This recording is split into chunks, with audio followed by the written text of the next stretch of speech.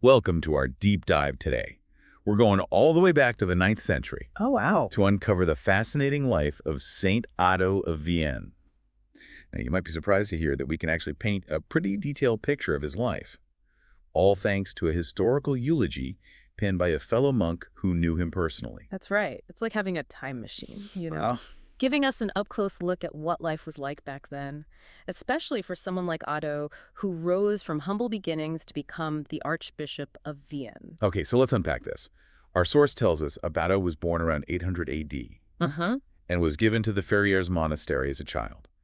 Can you imagine being sent to a monastery at such a young age? It definitely makes you wonder what that experience must have been like for him. I mean, the eulogy describes him as a remarkably serious and devout child, far more interested in his studies than in any childhood mischief. It really suggests that monastic life, with its emphasis on discipline and spiritual development, played a significant role in shaping his character from a very early age. Yeah, it makes you think about the expectations placed on young scholars at that time. Yeah, Imagine just being surrounded by ancient texts right. and the weight of history. No pressure, man. Exactly, and Ayatollah seems to have thrived in this environment. He excelled in his studies, quickly surpassing his peers, but his thirst for knowledge, it went beyond the walls of the monastery. He embarked on a pilgrimage to Rome, spending 5 years there, Wow. before traveling to Ravenna and then Lyon. Wait, a pilgrimage to Rome in the 9th century? That must have been an incredible journey, filled with challenges and dangers we can hardly imagine today. I mean, what would have motivated him to undertake such a long and arduous trip? That's a great question. We can speculate that it was a combination of factors, Right. a deep sense of piety, a desire to connect with the heart of the church, and of course that insatiable hunger for knowledge. That seems to have driven him throughout his life. Remember, Rome in the 9th century was a treasure trove of ancient texts and learning. Yeah, it's fascinating to think of him, poring over those texts, absorbing the wisdom of the past. This is where things take an interesting turn. In Ravenna, Attila came across an ancient martyrology, basically a catalog of Christian martyrs, Right, a listing of all the saints. and made a copy of it. Now, this martyrology, which became known as the Adonian martyrology, was widely circulated. But for centuries, scholars couldn't agree on who actually wrote it. And that's where our source, the historical eulogy, comes in. It offers some pretty compelling evidence that suggests the Jew was the author. There are references to events from his lifetime. And another monk, Notker, even directly attributed the work to him. So this deep dive is actually helping to settle a long-standing historical debate. Talk about making a contribution. It's incredible how this one source can shed new light on a mystery that has puzzled scholars for centuries. It really highlights the importance of primary sources in historical research. They offer us glimpses into the past that we wouldn't have otherwise. Okay, let's move on to Adu's time in Lyon. This is where his path shifts, from scholarship to leadership. Yes, and it seems like his talents didn't go unnoticed. Bishop Remigius of Lyon, clearly a man who recognized potential, was so impressed with the dude that he convinced his abbot to let him stay in Lyon. It's almost like a 9th century version of being recruited for a top position. I love that analogy. Yeah. But our source mentions some initial resistance to Adu becoming Archbishop of Vienne. What was that all about? Apparently, there was a misunderstanding surrounding his departure from the Ferrières monastery. Some thought he had abandoned his post, which wouldn't have been a good look for someone aspiring to be archbishop. So how did he overcome this obstacle? The eulogy sets the record straight, providing evidence of Adu's honorable conduct and highlighting the support he received from influential figures, like Abbot Lupus of Ferrières. It's like having a character reference from a very important person, vouching for his integrity and commitment. That makes sense. And once that misunderstanding was cleared up, Ado was unanimously elected to succeed the deceased Bishop of Vienne. From studious monk to archbishop, that's quite a journey. So tell me, what kind of leader did he turn out to be? Well, our source paints a picture of a leader known for his humility and piety. He took on his role in 860 AD, serving for 16 years. And during that time, he became known for his dedication to restoring religious practices that had perhaps fallen into neglect. Can you give me some specific examples of what he did? Absolutely. The source mentions several things. For instance, he focused on reforming church services, making them more beautiful and meaningful for the people. He believed that beautiful surroundings could enhance spiritual experience, so he put a lot of effort into adorning churches. He was also known for his hospitality, particularly to the poor. ensuring that they always had a place at his table, even during his own meals. It sounds like he didn't just preach about faith and compassion, he actually lived it. Exactly. His actions spoke louder than words, demonstrating a genuine commitment to his beliefs and a deep concern for the well-being of his community.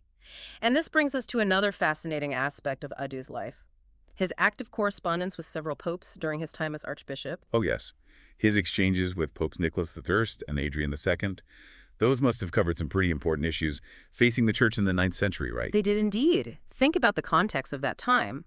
The Carolingian Empire was fragmenting, political power was shifting, and the church was grappling with its own internal challenges.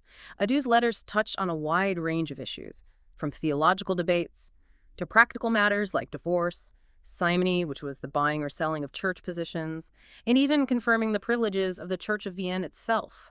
So he was operating in a pretty complex and turbulent world, trying to uphold the church's teachings, while also navigating the political realities of the time. It's amazing to see how someone who started as a bookish monk became such a prominent figure, Yeah. engaging in these high-level discussions and shaping the course of the church. It speaks to his intellect, his commitment to his faith, and his ability to adapt to changing circumstances. And while he was engaged in these complex issues, he never abandoned his love for scholarship and writing. In fact, in addition to the Martyrology, he also wrote a chronicle, a history of the world up to his time, and revised and polished the Acts of Saint Desiderius, a previous bishop of Vienne. So even while leading an entire archdiocese, he found time to continue his scholarly pursuits. That's impressive. It's like he had a dual passion for serving the church and for preserving and understanding the past. And as we'll explore in the next part of our deep dive, this passion for scholarship had a lasting impact, shaping not only his own life, but also the way we understand history today. Welcome back to our deep dive into the life of Saint Adu of Vienne. It's amazing how this one historical eulogy can make a figure from the 9th century. Feels so real. It's true. You start to understand that even though they lived over 1,000 years ago, they weren't so different from us. They had the same desires, faced similar challenges, and grappled with complex issues, just like we do today. Speaking of complex issues, Adu lived during some pretty turbulent times. The Carolingian Empire was in a state of flux, with power struggles and conflicts erupting all around him. How did all of this turmoil affect Adu's work as archbishop? Well, remember his letters to the popes. Those weren't just about abstract theological debates. They were deeply intertwined with the political realities of the time. Adu was walking a tightrope, trying to protect the church's interests, while navigating the ambitions of kings and emperors. So he was a diplomat, as much as a religious leader. Imagine the pressure of trying to maintain the church's spiritual authority, while also dealing with powerful secular rulers who had their own agendas. Exactly. And our source actually gives us a glimpse into one specific situation that really highlights this tension. Adu had to make a decision about who to ordain. As the new bishop of Grenoble, now King Lothar had granted the bishopric to a cleric named Bernarius. Seems straightforward, right? But Adu received conflicting instructions from Emperor Louis II and King Charles the Bald, each of whom had their own preferred candidate. Wow, talk about being caught in the middle. That must have been a real dilemma. How did Adu handle such a delicate situation? He demonstrated remarkable diplomacy and wisdom. He carefully evaluated the qualifications of each candidate, consulted with his fellow bishops, and ultimately made a decision that upheld the church's autonomy, while also taking into account the wishes of the secular rulers. It's a great example of leadership in action, isn't it? Finding that balance between competing interests and staying true to your principles. That's a challenge that resonates even today. It does indeed. And Adu's commitment to principle wasn't limited to navigating political complexities. He also dedicated himself to revitalizing religious practices within his archdiocese. Right, we touched on this earlier, but it's worth diving a little deeper. The source mentions that he made some significant changes to how church services were conducted. He did. He was particularly focused on the music and liturgy. Adu believed that beauty and order could enhance spiritual experience. So he standardized the way the night and day offices, the daily cycle of prayers and hymns, were sung. He even composed a detailed rule for how these services should be conducted. So not only was he a scholar, a leader, and a diplomat, he was also a composer. That's incredible. It makes you wonder what his music would have sounded like. Unfortunately, no musical scores from that period have survived. But through the descriptions in our source, we can appreciate the reverence and solemnity that Adu sought to bring to religious practice. And this attention to detail, this meticulousness, It's something we see in all of his work, wouldn't you say? Absolutely, and it's particularly evident in one of his most significant contributions, his Oh, chronicle. yes, his attempt to document the history of the world. That's a pretty ambitious project for anyone, let alone an archbishop with a busy schedule. It was a massive undertaking, a Dew's Chronicle, which covers everything from the creation of the world up to his own time, demonstrates his incredible breadth of knowledge and his desire to understand the past. He drew from a variety of sources, weaving together biblical accounts, classical histories, and contemporary events into a cohesive narrative.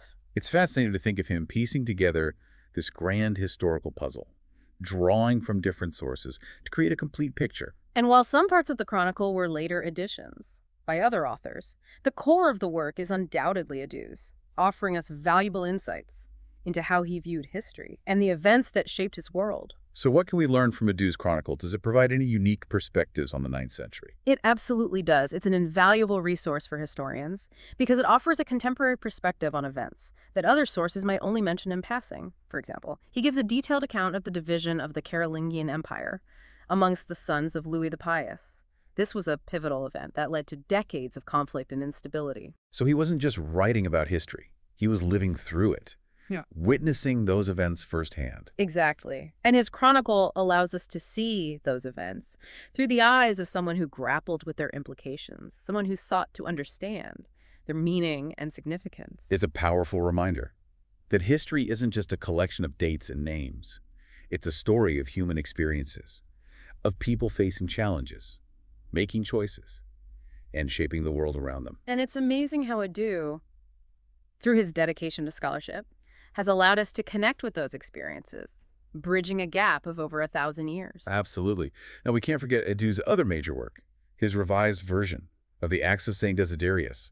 This was more than just a simple copy of an existing text, right? That's right. He didn't just reproduce the existing account of St. Desiderius's life and martyrdom. He carefully revised and polished it, making it more accessible and engaging for his contemporaries. It's like he was taking a classic work and giving it a modern update, ensuring its relevance for a new generation. And this updated version became quite popular.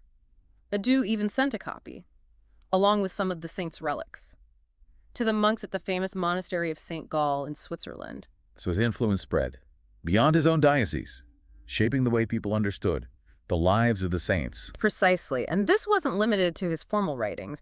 Dew was also a prolific letter writer, corresponding with other bishops, abbots, and even kings. Our source mentions a letter from Archbishop Hincmar of Reims, who asks Dew to share any writings he might have about St. Remigius, calling them more precious than gold and topaz. That's quite a testament to Dew's reputation as a scholar. It really is. It shows how highly regarded he was within the intellectual circles of his time. He was seen as a guardian of knowledge, a collector of valuable texts that others eagerly sought out. It's as if he was a living library, filled with wisdom and insights that he generously shared with others. And that generosity of spirit, that willingness to share his knowledge and support his fellow scholars and church leaders is another aspect of Dew's legacy that's worth reflecting on. Absolutely. We've explored his incredible journey from scholar to archbishop, his deep commitment to his faith, his skillful navigation of complex political landscapes, and his unwavering dedication to scholarship. But his story doesn't end there, does it? No, it doesn't. In the final part of our deep dive, we'll explore Dew's final years, his passing, and the enduring legacy he left behind. Welcome back to our deep dive into the life of Saint Dew of Vienne. It's remarkable how this historical eulogy written by someone who knew him personally has allowed us to journey back in time and understand this remarkable figure so vividly. It truly is a gift to have such a detailed account, and as we delve into Dew's later years, we see a continuation of the things we've already explored. His unwavering faith, his tireless efforts as archbishop, and his constant dedication to scholarship and the preservation of knowledge. It's like he never slowed down, always working, always seeking to understand and improve the world around him. So what specifically marked these final years of his life? Well, alongside his responsibilities as archbishop, corresponding with popes, attending councils, and addressing the various challenges facing the church, Dew continued his scholarly pursuits. Our source even mentions a specific event, a synod in Vienne in the year 870, where Dew presided over a property dispute between the monastery of St. Augendus and the church in the village of Velness. A property dispute. That sounds a bit well mundane for an archbishop. It might seem that way to us, but these disputes were actually quite common back then, and they often involved complex legal and historical issues. Adua's role was to ensure a fair and just resolution, upholding the rights of both parties involved. So he was acting as a judge, a mediator, using his authority to maintain peace and order within his community. Exactly, and the source tells us that Ido took this responsibility very seriously. He meticulously reviewed the evidence, consulted with his advisors, and ultimately issued a ruling that upheld the monastery's privileges while also recognizing the needs of the local church. It's another example of how his leadership extended beyond purely religious matters. He was a problem solver committed to justice and fairness. And we see the same commitment to order and harmony in other aspects of his work. Remember his efforts to standardize the singing of the night and day offices. It wasn't just about aesthetics. It was about fostering unity and a sense of shared purpose within the church. It's fascinating how these seemingly small details can reveal so much about a person's character and their values. Absolutely. As we approach the end of Adu's story, it's worth pausing to reflect on the qualities that defined him: his deep faith, his tireless work as a scholar and archbishop, his commitment to justice, and his unwavering efforts to strengthen the church. So how did this remarkable life come to an end? According to our source, Adu died peacefully in the year 875 AD. Having served as Archbishop of Vienne for 16 years, he was 75 years old. He was buried in the Church of the Holy Apostles in Vienne amongst his predecessor bishops. A fitting final resting place for a man who dedicated his life to the service of the church. And his legacy? How is he remembered today?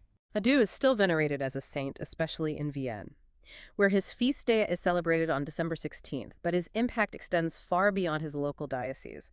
His writings, the Adonian Martyrology, his chronicle, his revised version of the Acts of St. Desiderius, continue to be studied by scholars today. Yeah, we've explored how those works helped shape our understanding of history, and they continue to be valuable resources for anyone interested in the 9th century. Exactly. Adu's scholarship, his attention to detail, and his commitment to preserving knowledge have earned him a lasting place in history. He's considered a key figure in the Carolingian Renaissance, a period of intellectual and cultural renewal that took place during the 9th century. So he wasn't just a product of his time, but a shaper of it, contributing to a movement that helped preserve knowledge and transmit it to future generations. Precisely, Adu's story reminds us that even amidst turmoil and uncertainty, individuals can make a profound difference through their dedication to learning justice and faith. And we can't forget the impact of that one monk who took the time to write such a detailed account of Adu's life. Without that historical eulogy, we would have a much less complete picture of this fascinating figure. It underscores the importance of preserving our history, both the grand narratives and the intimate stories of individual lives. It's through these stories that we connect with the past, understand our present, and shape our future. Well said.